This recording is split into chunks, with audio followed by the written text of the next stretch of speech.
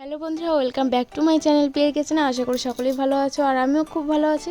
তো আজকে অনেক দিন বাদে তোমাদের সঙ্গে ভিডিও শেয়ার করছি, কারণ এজন্যই ভিডিওটা শেয়ার করতে পারিনি, কারণ আমার বিয়ে হয়ে গেছে, ওই জন্য তোমাদের সঙ্গে এতদিন ভিডিওটা শেয়ার করতে পারিনি। যদি তোমরা আমার বিয়ের কিছু সুন্দর মুহূর্ত দেখতে চাও, বিয়ের ভিডিও, তো তাহলে আমাকে কমেন্টে বলতে পারো। তো দেখো, এখানে আমার শাশুড়ি মা এখানে আজকে আমাকে হেল্প করবে পুরোপুরি। তো এখানে মাছটা কেটে দিচ্ছে। এখানে 2.5 কিলো ওজনের গ্লাস কাপ মাছ আছে, আর পাশে শ্বশুরমশাইও মাকে একটু হেল্প করছে, দেখতেই পাচ্ছ। তো তো দেখো মাছটা কি করে কাটছে। আর এই মাছটি কিন্তু আমাদের বিল থেকে ধরে নিয়ে এসছে, বিল থেকে শ্বশুরমশাই। তো ওই জন্যই ভাবলাম তোমাদের সঙ্গে পুরো ভিডিওটাই শেয়ার করি। তো দেখতে থাকো পুরোপুরি ভিডিওটি। আর যারা এখনও আমার চ্যানেলটিকে সাবস্ক্রাইব করোনি তাদেরকে বলছি অবশ্যই আমার চ্যানেলটিকে সাবস্ক্রাইব করে দিয়ে পাশে থাকা বেল আইকনটিতে ক্লিক করতে কিন্তু একদম ভুলবে না। তো দেখতে থাকো পুরোপুরি ভিডিওটি।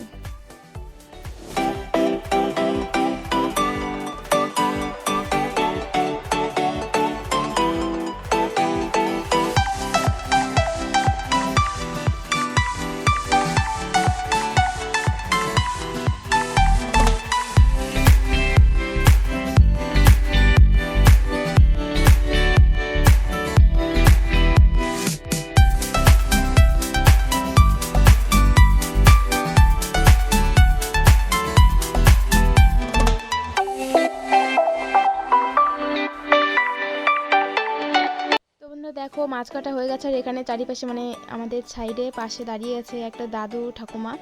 আর আমিও একটু ক্যামেরার সামনে বিয়ের পর প্রথম মাছটা একটু লজ্জাই পাচ্ছিলাম, ওই জন্য অতটা ক্যামেরার সামনে আসছিলাম না। দেখতেই পাচ্ছ মাছটা পুরোপুরি কাটা হয়ে গেছে।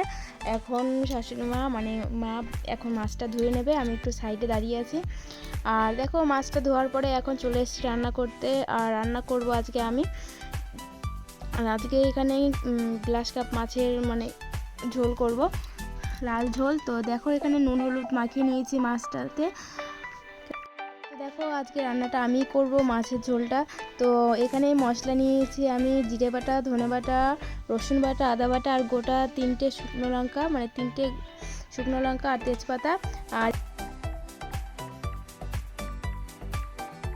তেলটা গরম হয়ে গেছে, আর এখন আমি মাছগুলো ভালো করে ভেজে নিচ্ছি।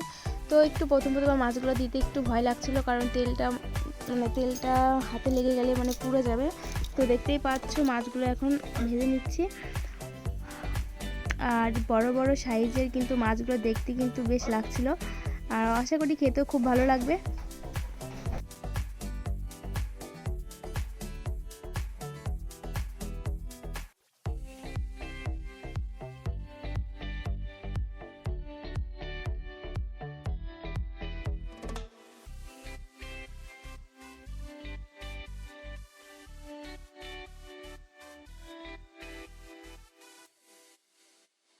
তো দেখো মাছগুলো একদম পুরোপুরি ভাজা হয়ে গেছে, দেখতেই পাচ্ছ।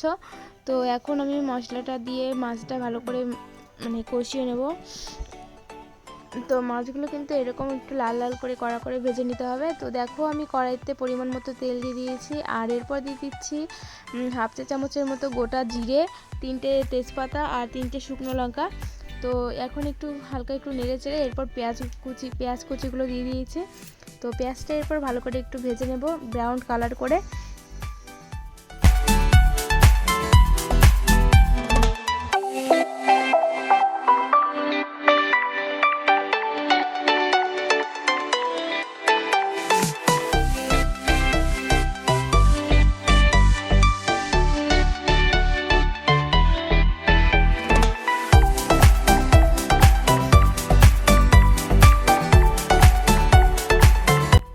পেঁয়াজটা ভাজা হয়ে গেছে, এরপর আমি ওই মশলাটা দিয়ে দিয়েছি, কাঁচা মশলাটা।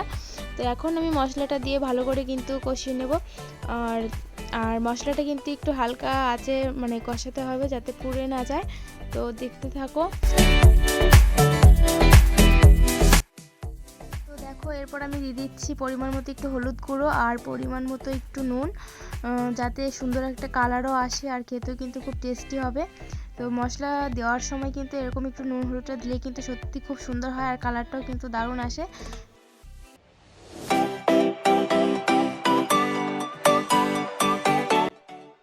তো দেখো মশলাটা আমার প্রায় ভাজা হয়ে গেছে, এরপর আমি এখানে পরিমাণ মতো জল দিয়ে দেবো। তো দেখো আমি জলটা দিয়ে দিচ্ছি। আর এখানে কিন্তু আমি আজকে মানে গ্লাস কাপ মাছে লাল ঝোল করব, মানে পাতলা ঝোল করব, একদম গ্রেভি করব না। তো এজন্য একটু জলটা একটু বেশি করে দিতে হচ্ছে। তো আমি বেশি করে একটু জলটা দিয়ে দিয়েছি আর জলটা ফুটে গেছে দেখতেই পাচ্ছ। আর এখন জলটা ফুটার পর তারপর কিন্তু আমি এখানে মাছগুলো দিয়ে দেব। তো এখন আমি মাছগুলো দিয়ে দিচ্ছি। আর মাছটা দেওয়ার পর কিন্তু 4 থেকে 5 মিনিট আমি রান্নাটা করব।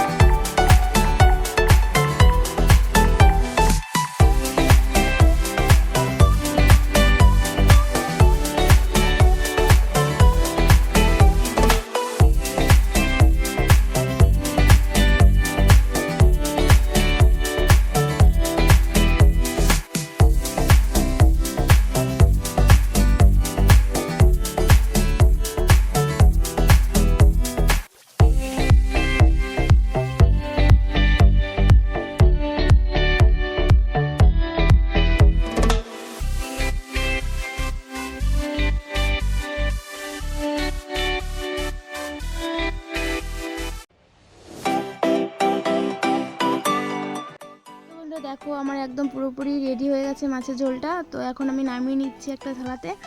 তো ভিডিওটি যদি ভালো লেগে থাকে অবশ্যই চ্যানেলটিকে সাবস্ক্রাইব করে দিও এবং পাশে থাকা বেল আইকনটিতে ক্লিক করে নোটিফিকেশন অন করে দিও। আর রেসিপিটি যদি ভালো লেগে থাকে অবশ্যই বাড়িতে একবার ট্রাই করে খাবে, আর কেমন হয়েছে সেটাও আমাকে কমেন্টে বলবে। তো দেখতেই পাচ্ছ পুরোপুরি কমপ্লিট।